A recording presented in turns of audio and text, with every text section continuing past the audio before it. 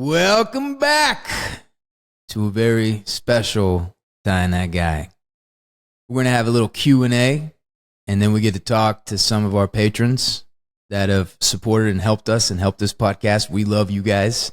And it's always fun to do it, right, Ty? Because the whole purpose of this podcast is because we kind of want to create a community of people that love the same things and want to talk about the same things and like to waste their lives away without doing anything productive. Well, I don't like all of them. There's that one that I just can't stand. I fucking hate that one. Well, and you know who well, you of course, are. Can't fucking stand that you. person. But other than that, I love the rest asshole. Of them. Yeah, I would. Well, I didn't even want to mention that person because I didn't want to ruin our podcast and mess up the day. Yeah. But yeah, you know the chat. One of the patrons was like, "Yeah, fuck that guy." Yeah, hey, don't assume it's a guy. Don't assume it's a guy. Yeah, we were being gender neutral. Yeah. John, don't assume that. Okay, you amended it. Fuck that person. Wait, why's it got to be a person? We got plenty of patrons that aren't humans. We're gonna have somebody on before we get started. Why? A part of our team. Let me see if she shows up. We don't have a team. We don't have a team. A team. There is no organization to this madness. Hello. So this is Belle. Hello. Hey, Belle. Belle, we appreciate your work so much. You make me laugh every week. It brings me so much joy, and it's so perfect and so spot on. And I think the last video was right on the money. I don't think Ty has seen it, so I am going to share the epic discussion that I was like, where is this going? Why? Isn't Belle German though? Yeah. Yes. I am. Movies have taught me that all Germans are villains. Oh. That's true. Maybe I am one. Where at in Germany are you? Hamburg in the north. Oh. The old Hamburg. Yeah. I spent 10 days in Germany. Oh, really? Going up and down the train. Yeah, they pretty much saw the entire country, I think. Oh, that's cool. It was on a signing tour. You should have come out to my signing tour, Belle. Oh, I didn't know about that. Some kind of supporter you are. You didn't even come to my signing tour. Boo. Can you hear it now? If John Bones Jones was going to rob a house and a kid rolls up on a tricycle with a little play sword and is like, if you come in this house, I'm gonna fuck you up. John Bones Jones is gonna run the fuck through that little kid. You know what I'm saying? There's nothing you can do. It's that, but it's John is in an Abrams tank when he rolls up to the tank. So John in an Abrams tank, and then the kid rolls out with his plastic sword. The toddler's an infant in a rock chair. Okay, so John Bones Jones in the Abrams tank, and the kid is an infant in a and the kid's shaking his fist like, you better not come in here. I'll fuck you up, man. That's very well done, Belle. It's very well done. That's how my brain works. Well, thank you for joining us, Belle. But yeah, she's always rocking the awesome video clips for us, and she is a part of the team now. Yeah. Belle, what is your day job? Oh, I'm a video editor and camera operator for just YouTube and Twitch stuff. Is it a German company? Yeah. We actually had a TV show on MTV Germany about video game stuff once. Yeah. Yeah.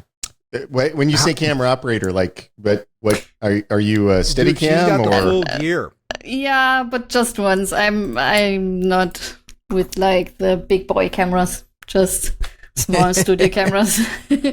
I wish I could learn it, but yeah, Germany and movie culture is not really big.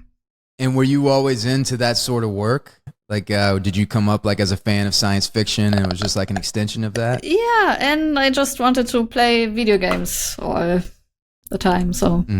Yeah, me too. Now I make a living. What are your top all-time favorite video games? Top 5? Oh, that's hard. I love Mass Effect. I love survival horror games like Silent Hill and Resident Evil. And Yeah, RPGs, fantasy stuff too. Yeah. Wait, Ty, were you a fan of Mass Effect? I played Mass Effect. I liked it. I didn't quite fall in as much in love with it as everybody else did, but I really enjoyed it. You know. What about movies, Belle? What are some of your top 5 favorite movies? Oh gosh, I like the Alien and Aliens, Blade Runner. Yeah. Well, it's so good to talk to you. Yeah.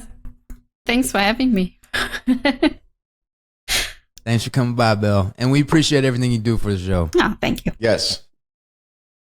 Bye. Joe, can you kick me out? Yep. Yeah, kick her out. Kick her the fuck out. We would never kick you out, Belle.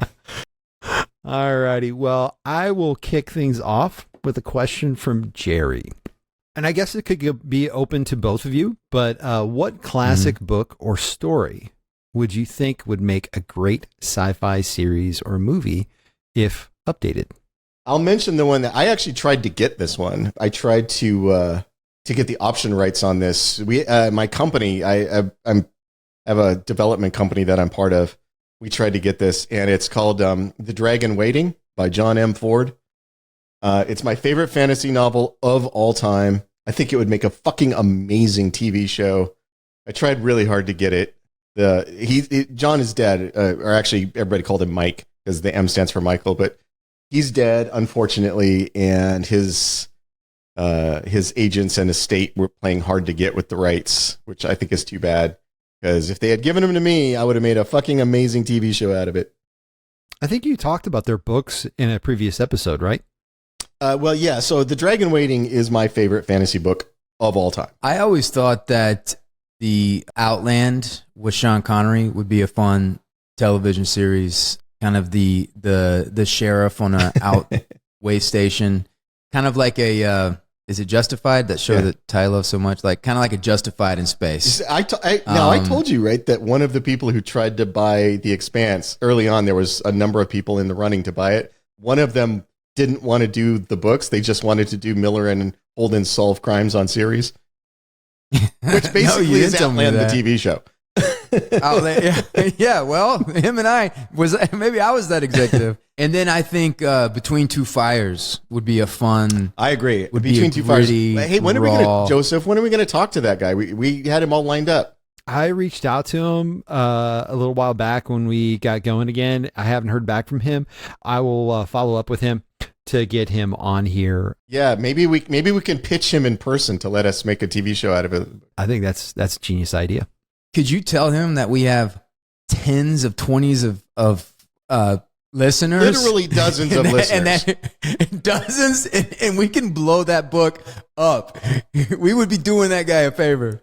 Yeah. Blow the fuck up, yeah. Alrighty, Mac asks, The Expanse has undoubtedly inspired people to take an interest in STEM subjects. How do you see your role as inspiration for future scientists, Ty? Wes. Sorry, that was for Wes. Yeah. Wes is the one who does all the science. Blew right by me on that one. Yeah, I mean, Wes is our science consultant on the show. I love when we're at panels and like any science question, everybody just looks to Ty and Lorraine.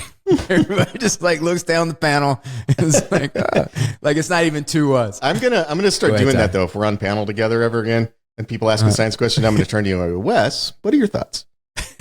I'll I know you will. It. You're not. You have no shame. Look, I think if you go into it thinking you're going to be an inspiration for others, you're just kind of a dick. I think what you do is you write the kind of story that would have excited you as a kid, the kind of story that you have fun with, the kind of story that brings up science topics that you're interested in. If that appeals to other people, that's great. That's a nice byproduct. It's a nice accident. But I don't think you can go into it going, I am going to inspire the next generation of scientists with my mighty works of fiction. That's just an asshole position to take. If people read our stuff and see stuff in it that they would like to work on or they would like to invent for the future or whatever, that is awesome. And I'm very happy about that. But our intention was not to create a new generation of scientists. We have our first patron live guest. Andrew, if you are out there, you can come in now. Welcome, Andrew. Not much. All right. So this is for Wes. Hold on, Andrew. Hold What's on, up? buddy. Hold on, man. First of all, I like your shirt. Thank Second of you. all, where are you right now? I'm in Jersey. Oh, you're in Jersey, dude. You got some great posters behind you. I know. Yeah. I'm excited for this week, man. I'm not gonna say anything else. my kind of man. My kind of man. Do you guys? What is the con in Jersey? I think Steven and I went to it one time. I saw you in at Comic-Con in New York one time with you and Steven. It was like a panel. Yeah. Steven's my Comic-Con date. We go to all the Comic-Cons together because it's way more fun to have a buddy with you than just to go by yourself. Yeah, of course. It ends up being a good time. Yeah. What is if you had? So I ask this all the time. Actually, you go ahead and ask your question. I don't want to take up your time. No, you take up my time. I don't care. I know other people are on here waiting, but ask me anything. So in the longshoreman world and like all you guys hanging out there, whatever, what is like a movie that you've always wanted us to talk about, or a TV show or a book that we haven't talked about yet? I don't know, man. I mean, honestly, you guys hit like every movie from my childhood growing up and everything now that I want you to hit on. You know what I mean? I always I do say for I always want They Live. Yeah, we got to do that one, Ty. Oh, fucking Ty. Yeah. Get out of here. We always what's get the Wes question? crap for having bad internet. Yeah, but I Ty's know. always Ouija board. It's See, because man, it always goes both ways. It's I've been working on the store and all the Ouija boards. It's just all that bad juju. Oh, too much juju, man. All right, Andrew, what's the question? All right, Wes. What do you do to stay in shape? Do you lift crazy? Do you just roll jujitsu? Or do you have a crazy diet? So, I wouldn't say I had a crazy diet. I train jujitsu. Mm-hmm. I do lift weights, and then a lot of it depends on what it is, like what I'm working on at the time. So those are my constants, right? Like there's a certain kind of in jujitsu, boxing, swimming, yoga, weightlifting. But so for me, it's like if I'll look at it like 6 months. I'm like, what am I in the mood to do? But the two constants are jujitsu and things like that, because I feel like in a lot of ways, jujitsu, like it's kind of like forced yoga. Yeah. You know what I'm saying? Like when people are like yanking your legs back or anything like that. And I really enjoy it. I enjoy the camaraderie and things like that. And I do think like, I do lift weights, but I think if I just focus on lifting weights, it hurts my cardio when I do the other sports. I got you. Well, Andrew, look, we thank you for your support, man. Yeah, thanks for all right. Thanks, bud. Thanks. Appreciate it. Bye. Back to the questions. We got one from Phil for Ty. Are there any Easter eggs that production or someone else put into the show that you are especially proud of?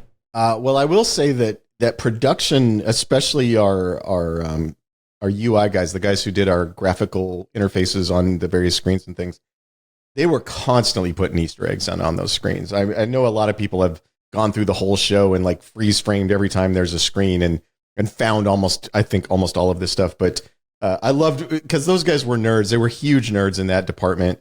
And so I used to love their stuff. They put like references to movies I like and that kind of stuff in their stuff. I had very little to do with that. That wasn't me. The thing that the writers would do is we would put Simpsons references in all the time, like super hidden Simpsons references. The one that I thought no one would ever get, somebody did eventually track down, and that was the Simpsons reference to the episode where there is a soccer match in Springfield, and there's an announcer who's talking about all your favorite soccer players, and he says, Arriaga 2. And so we made a gang in the Expanse called Dos Arriagas. and somebody did eventually figure that one out, but I thought no one would ever get that. That was the one I was proud of. I don't think there was ever anything that the Expanse fans didn't figure out at some point. They did figure them all out, I'm pretty sure. Yeah. Smart people. That's cool. Alrighty, Scott, also for Ty. When you ran the Expanse as an RPG campaign, how far did your players get into the storyline / books? Well, so the books are very different from the campaign. Very different. I mean, some of the only thing that really is similar is I borrowed some of the characters with the player's permission and sort of the world building, but plot wise, they're totally different. With a few touchstones of like in the game, the Eros infection happens. Obviously, in the TV show, Eros gets infected. So some of those things are sort of similar touchstone moments, but the way it played out was completely different. So we didn't really use the plot from the game for the books. Alrighty, Linetra asks a question that is a very divisive topic in the 8 of our patrons. Okay, that they need you to put to settle this debate. Alrighty, which summer ruled at the box office, or was the best summer of movies? Was it 82, 94, or 95? I don't really remember what movies came out those years. I know 80, 82, 94. Let me pull it up. I wonder if Terminator 2 was 94. Yeah, Terminator 2 was 94. Yeah, let's look at these. The Lion King, Forrest Gump, True Lies. I would say no. If those are the top 3, Okay. The Flintstones, Speed. Do 82 real quick. 82. Okay. That's not Raiders. Is that Temple of Doom? That's E.T., Rocky 3, Star Trek 2, Firefox, Conan the Barbarian, Blade Runner. So I'm on 82 Tron, then. Yeah, I'm trying The to. Thing. I was Yeah, trying. okay, no, I'm like, I'm still Stop going. talking. Stop talking. You're done. You're done. Yeah, 82. done. 82 wins. Yeah, yeah. I you didn't had even Conan hear. I and didn't The even Thing need to come out in hear the same year? 96. Alrighty, Come Choggle, on. we are having our second patron on with us right now. Hi. And Hey, what's going on? not much. How are you? Nice to I'm meet good. you. I'm good. Where are you guys zooming in from? Chattanooga, Tennessee. Oh, you're not far from me. Just north. Just It's north. north. Yeah. I have yeah. been to Chattanooga before. You have or have not? I have. Oh, yeah. Beautiful. Have we noticed he's That's wearing nice. another Yeah. shirt? Original 8. That's 2 of us. Attaboy. That's 2 of us. Yeah. When I'm at Comic Cons and I see somebody with a tie in that guy's shirt, I just like come give him a hug. And a lot of times people are like, whoa, what are you doing? And then they're like, getting "Wait a-" punched at some point. I know, or getting like Karate charges chop. against me or anything about that. So I'm giving you fair warning. If I give you a hug, don't karate chop me, okay, buddy? Oh, no. I'll give you a big old squeeze. That'll work. Oh, good. And the pure clean shirt, I love it, brother. Absolutely. Oh, yeah. Absolutely. Got a rep. So my question relates to movies, but not the movies you guys are normally talking about or we're usually talking about. We all have them. I'm curious to know what your terrible garbage movies that you love, that you will just watch when they are on. You just get sucked in and you can't help but not turn the channel. Yeah. So like, If I love a movie, that makes it not garbage. well, that's fair, I guess. No, but I understand your point. I get your it's like point. every time The Day After Tomorrow is on, she is hooked. She cannot stop watching it. He walks in and goes, "What are you watching? You know what I'm watching. Yeah. I can't help it." Yeah, and so and Yeah, whatever, well, whatever that- You battle just have a shit is thing on- for Dennis Quaid? Well, right, whenever battle shit is on, it's like it's just so stupid. I'm gonna watch this movie. Battle shit. Look, I think this is a great question because Ty and I talked about, and Joseph talked about doing an episode of things that we hate because we praise everything so much on here. But since you brought up the movie that she likes, I can't get into nature disaster movies. Okay, So for me, I know this is like blasphemous, but people adore Twister. But for me, it's like it's a tornado. Just don't go. Just go away from it. Go into a storm shelter. But they try to create they try to create like the tornado is a monster. They try to create like this tornado is a monster, and these guys are driving their cars into it like they're these, and then they're like, there's peril because we're close to a tornado, and it's like you drove into it. well, So I don't have any. extreme. All right, you used to be my favorite. Now I don't know. I'm sorry. Is Twister one your of my favorite? movies. Oh, I'm so sorry. Some people love it. Some people love it. So, I just so can't get you it. just love the ecological disaster movies, is what you love. Yeah, we were actually joking. Another like terrible, but we can't help but watch is San Andreas. Yeah. Nature disaster movie. Oh wow. You are a big ecological disaster person. So I got to ask her then. For you, is it Volcano or is it Dante's Peak? Yeah, Dante's Peak. Yeah, it's Dante's Peak. It has to be Dante's Peak, right? I mean, Yeah.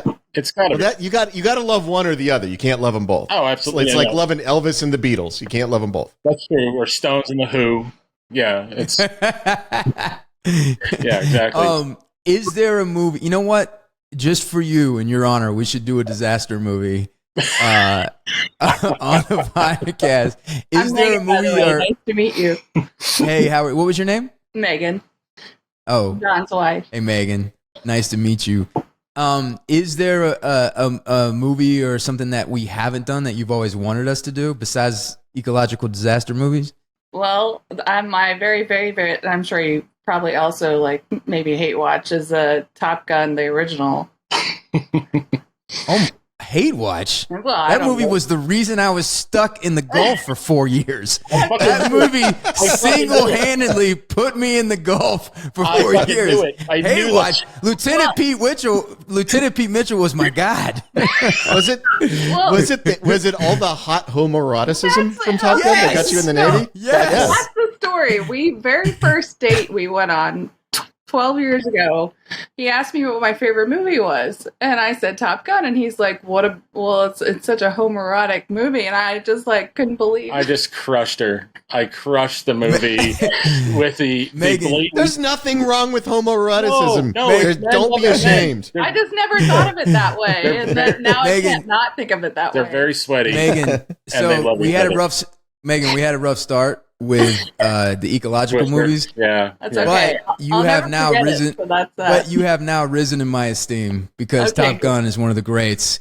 There you go. and and you know what? I was attracted to it as a kid, but I guess the homoeroticism is something that was inside and just pulled me in. That's just a bonus. Unconsciously. It's that's just a present in a bonus. lot of macho 80 movies. Oh my a lot God. of macho 80s movies now you watch and you're like, wow, this is homoerotic. Oh, we're about to do the movie Conan. All right. So Yes. there is like I mean, plenty Just of that. oiled up muscle men. Yeah. Non-stop Commando. oiled up muscle men. Come on, he defeats the bad guy in Commando by jamming a hard rod through him. I mean, that's Which then ejaculates steam. exactly. I mean, it couldn't be any more blatant. If you think of Predator, there's a 5-minute long shoot of him shooting a gun from the hip, 50 cal from the hip, and just muscles just rippling and jerking all over, and oiled up and everything. Just the whole thing, and it's like, you know. I will say though that back to her original question, I will watch Equilibrium every time it comes on TV, That's a good even though one. I know it's not a good movie. That's a good It's one. not a good movie. I That's referenced a great.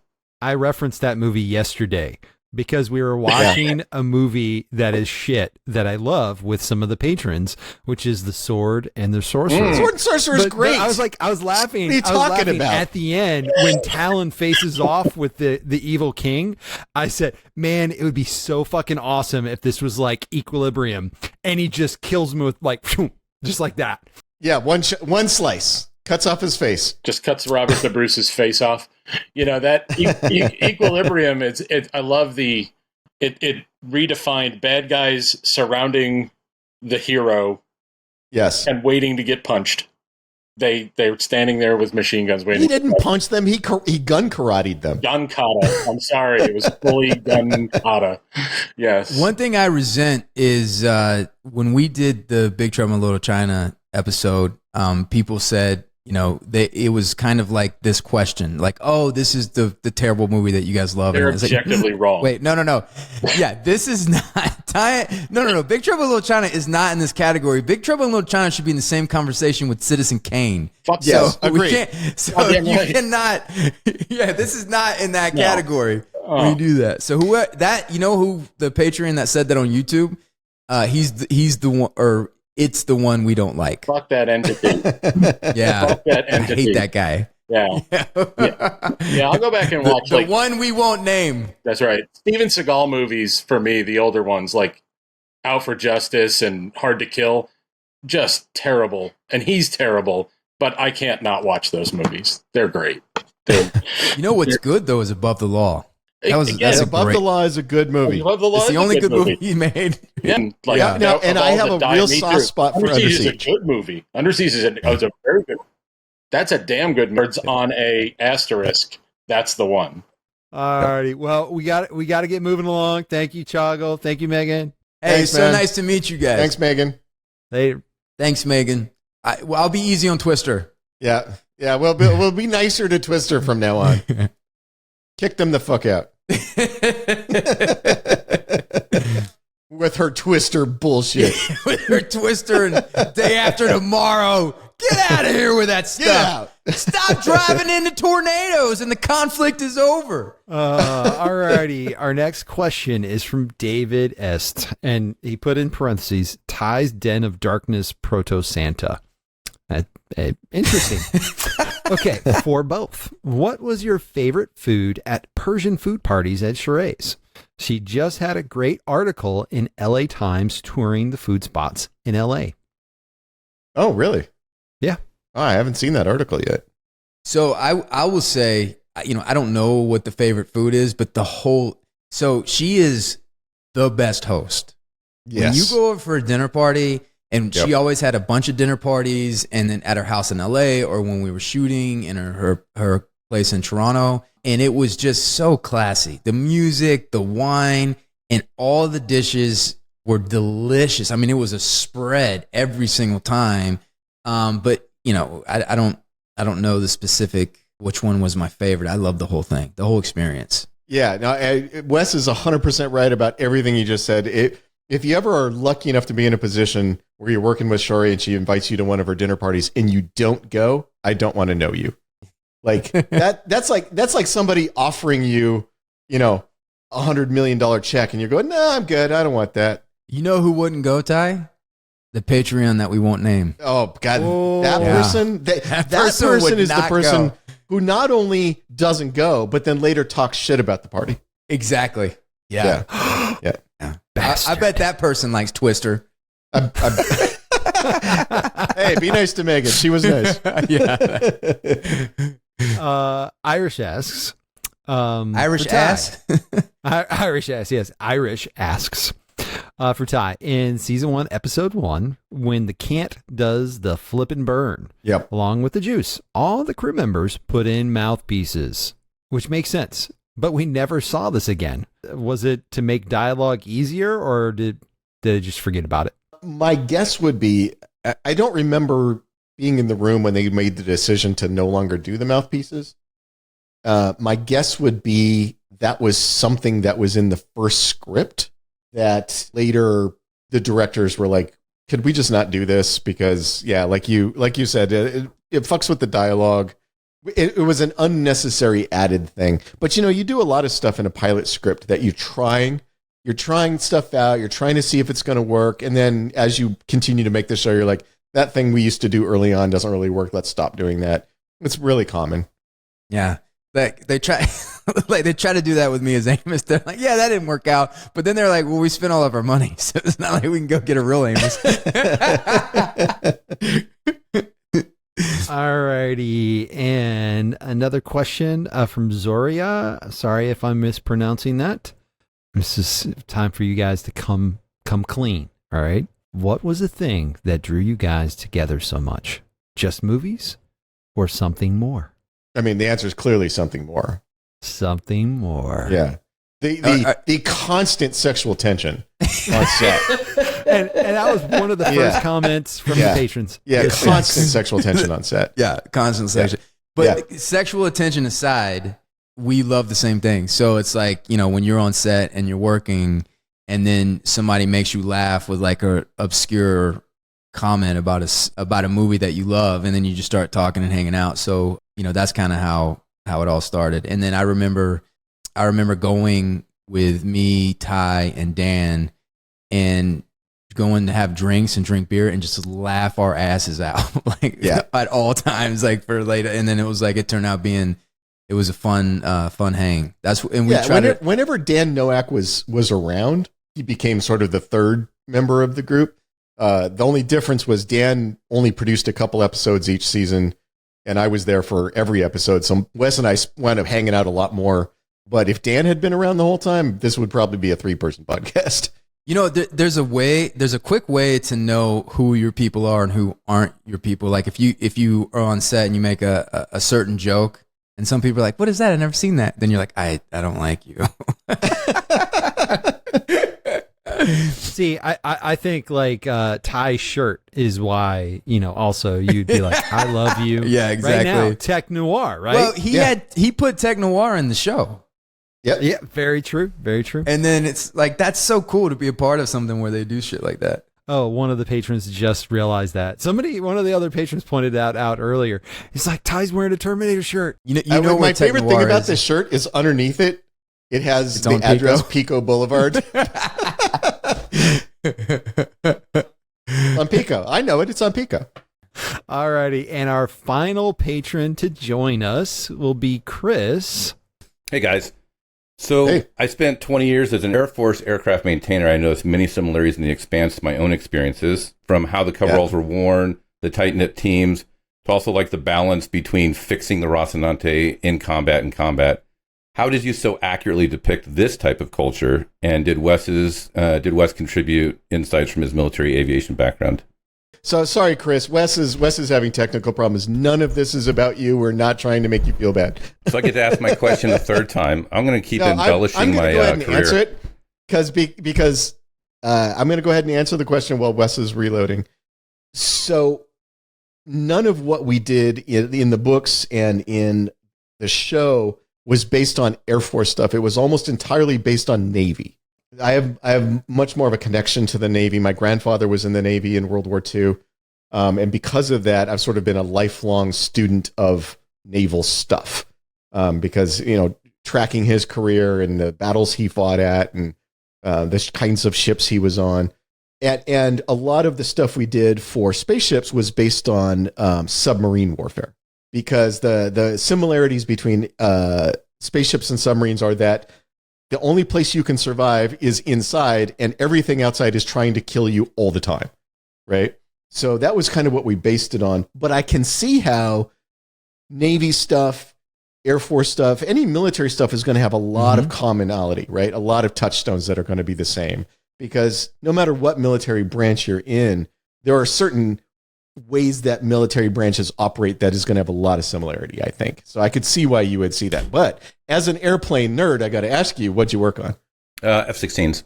Oh, really? Yep. 20 years. You call it the Fighting Falcon or you call it the Viper? Depends on if you're talking to the pilot. They call it Vipers. We just call it a piece of shit most of the time. So that's awesome. Chris, I apologize, buddy. Apologies about the technical difficulties we had or whatever. But where are you zooming in from? I'm up here in Maine. Oh, okay. You a Stephen King fan? Yeah. I wanted to do. Did you ever do that tour, that Stephen King tour they have, where you go and it's like all the places that his book that supposedly I thought you meant where people just creepily stand outside his house and try to see. Well, I've done that tour. I've done that too. What did you go to his Gothic house with the fence and everything? Is that just in a regular neighborhood or what is that? Yeah, you just stand there and you're not wanted. It's like in front of Elvis's place in Graceland where you just stand there and hope that he drives by and looks at you. But the answer to your question, it sounds like Ty got a little specific with it. But to answer your question, so I used to work with this acting teacher named Sandra Seacat, and she was a big Jungian, kind of was like her foundation in what she did. But what she talked about is you do the work, you do a tremendous amount of work, tremendous amount of specific work, and then you throw everything away. And everything that you are, that it relates to the character will bleed through. You don't have to make conscious decisions to do that. So my years in the military, no matter what I do, it'll bleed through. But a lot of it's on just a subconscious level, just even being on the ship, even the way that I would run up and down the stairs or, have conversations or understand how logistically what it's like living on a ship like that. will kind of bleed through in what it is that you do. So if we hired you tomorrow to be an F-16 mechanic and you were working on the plane, it's all in you. It'll all just come out and be like, man, that's really authentic. That's a really great thing that you're bringing to that performance. Yeah. How long ago were you in the Air Force for? So I retired in 2018. Now I'm an attorney, and I just finished law school, and I just started my first week as an attorney. Man. Congratulations. And I got my haircut today so I could look decent for everybody. And the barber was like, anything exciting happening? I was like, have you seen The Expanse? And I literally got all done with the haircut, bragging about this. And I was like, oh, yeah, I also started a job as an attorney, which was like a lifelong dream. But that was like on Monday. But this afternoon, I get to talk to the guys. What type of law are you going to practice? I practice veterans disability law. Oh, really? That's fantastic. But also say, like, when I go to an auto repair shop, I'm a fucking nightmare because I have 20 years of maintenance experience and now I'm an attorney. Like, that's not a good mix for people working on my car ever. You know, I had a nephew, and I hope I don't piss off the Navy people, but I had a nephew who reached out to me and said that he wanted to join the Navy, and he's a really smart guy, really bright guy. And I said, "Are you going to be a pilot?" And he was like, "No." And I said, "Join the Air Force," because I think the smartest guys go to the Air Force, and I think the Air Force has the better translation from military life to civilian life. It gets, I think, and so you must be a smarty pants. You did 40 years, or how long? 20 years in the Air Force, and now 20 years. Yeah. So your second career going into practice law. Yeah, that's awesome. Did I answer your question satisfactorily? Because we kind of rambled a bit. Okay. I think just the military culture, especially in the blue collar world, it does bleed through all of it. Yeah. But again, cheers to the development, because like when you see a new guy on the flight deck or on the flight line, they're wearing like the coveralls that are clean. Their stuff is high. They got like fob belts on. They're like just really tight. Yeah. Everyone goes, that's a new guy, because all the rest of the guys are walking around. Their coveralls are like hanging off of them. They're torn. They got like B-half RTV, and they got weird stuff. And you can just see it, and the show was just absolute. And they got brand new cranials with brand new reflective tape on it that's just shining, that like reflects off your eye. You know, it's like that'll lose its reflective power after a while. All right. What quick question, Chris? Is there a movie that you wish that we talked about that we've never talked about before or discussed? I'm so glad you asked. So I saw this movie a single time when I was maybe 9 years old. So you're talking like mid 80s. And it was like a Sunday afternoon at 2:00 on like a UHF channel when you had the knobs. And I've only seen it once. I've never been able to find it. It was called Hunter's Blood. And even at like 9 years old, I was like, this is the worst movie ever. And me and my brother just laughed the whole time. What was the story? The premise is, I think it was like a cheap knockoff of, the movie where the hunters go in the woods and there's like the hillbilly inbred people chasing Deliverance. Oh, yeah. Okay. I think it was a knockoff of Deliverance, but I think it was like extra gory and cheap. But it's right up you guys' alley. And actually, I was hoping you guys had seen it because I've never met another human being that's seen it. I IMDb'd it. I had never even heard of it. I would be surprised if I didn't see it, but I haven't heard of that. I don't remember that title. It's not striking a bell. It's awful. Joseph, can we watch the trailer on this thing? we in Chris's honor, we should do Hunter's Blood, like a whole episode. We should do a whole episode of Hunter's Blood to celebrate his graduating. Yeah, to celebrate college. You getting into law school. Yeah, and you passed your bar and everything. Yeah, I don't know how. Like mistakes were made clearly, but I did. So my question is, if I'm ever arrested in Maine, can I call you? Sure. Cool. I need a lawyer. We'll probably be arrested standing out in front of Stephen King's house. Yeah. Yeah, that's fair. Yeah. Okay, we ready for Hunter's Blood? All right, let's see this.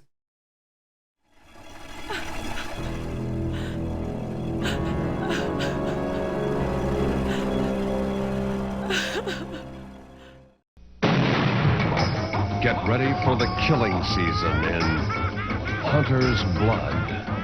One of you sons of bitches wants to die first. Only this season, the hunters will become the hunted.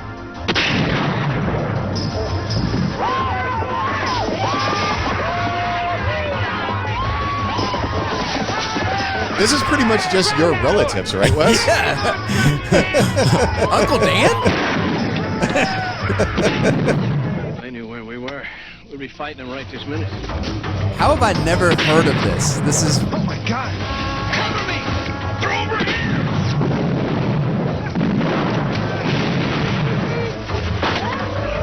I just love the trailer. There's no story. It's just straight. You son of a bitch! Is, do unto others. And then gunfire. We did gunfire. And they've actually shown 2 of the same shots. Before they do unto you. Starring Samuel Bottoms, Clu Gallagher, and Kim Delaney. Oh, wow, Kim Delaney.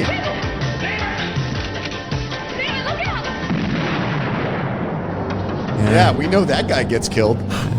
Oh, wait, you see him landing? Hunters. You see the bag that he landed on too?